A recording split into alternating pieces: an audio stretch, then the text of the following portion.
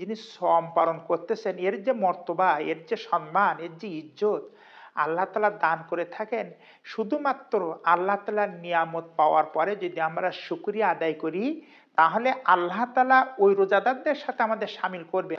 আসসালামু আলাইকুম রহমতুল্লাহি ওয়া বারাকাতুহু। আলহামদুলিল্লাহি রাব্বিল আলামিন ওয়াসসালাতু ওয়াসসালামু আলা সাইয়্যিদিল মুরসালিন ওয়া আলা আলিহি ওয়া সাহবিহি আজমাইন। আল্লাহ তাআলা অসংখ্য নিয়ামত আমাদের জন্য দান করেছেন। সে নিয়ামত আমরা ভোগ করে থাকি। তবে আমরা এই নিয়ামত পাওয়ার পরে বেশি শুকরগুজারি হই না। আল্লাহ তাআলা কৃতজ্ঞতা বেশি প্রকাশ করি না। আল্লাহ তাআলা কোরআনে বলতেছেন, ফাবিআইয়ি আলাই রাব্বিকুমা তুকাযযিবান। আমার দেওয়া তোমরা কোন কোন নিয়ামতকে অস্বীকার করবে?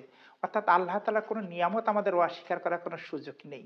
আমরা যখন ঘুম থেকে উঠছি, এই ঘুমাতে যাওয়ার আগ পর্যন্ত কিন্তু নিয়ামতে ভরা।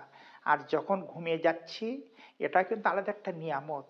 দেখেন আমরা যখন ঘুমিয়ে যাচ্ছি তখন বলছি, আল্লাহুম্মা বিসমিকা আমুতু ওয়া আহইয়া। হে আল্লাহ, আমি তোমার নাম নিয়ে মৃত্যুবরণ করলাম আর তোমার নামে আমি আবার জীবিত হব।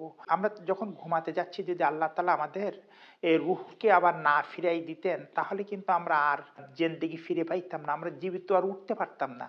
এজন্য কথা আছে না, জাগলে হলো ইহকাল, আর যদি না জাগো তাহলে পরকাল। তিরমিজি শরীফের হাদিসে আছে, হয়তো আবু হুরায়রা রাদিয়াল্লাহু তাআলা বর্ণিত, তিনি বলেন রাসূলুল্লাহ সাল্লাল্লাহু আলাইহি ওয়াসাল্লাম বলেছেন, শুকর গুজারকারীর মর্তবা হলো ধৈর্যশীল শ্রম পালনকারীর মতো।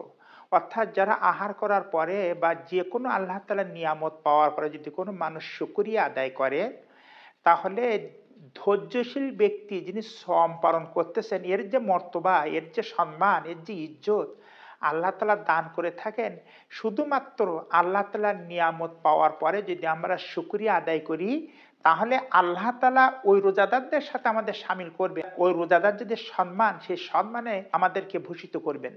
এজন্য আমাদের প্রত্যেকের উচিত হলো বেশি বেশি করে শুকরিয়া আদায় করতে হবে। যদি আমরা শুকরিয়া না আদায় করি, তাহলে আল্লাহ তাআলা বলছেন, যে ব্যক্তি আমার শুকরিয়া আদায় করবে না, আমি তার জন্য কঠিন শাস্তির ব্যবস্থা করেছি। এর জন্য আমাদের প্রত্যেকের উচিত হবে আল্লাহ তাআলার প্রত্যেক নিয়ামতের আমাদের বেশি বেশি করে শুকরিয়া আদায় করা। সম্মানিত দর্শক শ্রোতা মণ্ডলী, এই ছিল আমাদের আজকের ভিডিও। ভিডিওটা ভালো লাগলে লাইক দেবেন। পরবর্তী কোনো ভিডিওতে দেখা হবে ইনশাআল্লাহ। ততক্ষণ ভালো থাকুন, সুস্থ থাকুন। আল্লাহ হাফিজ।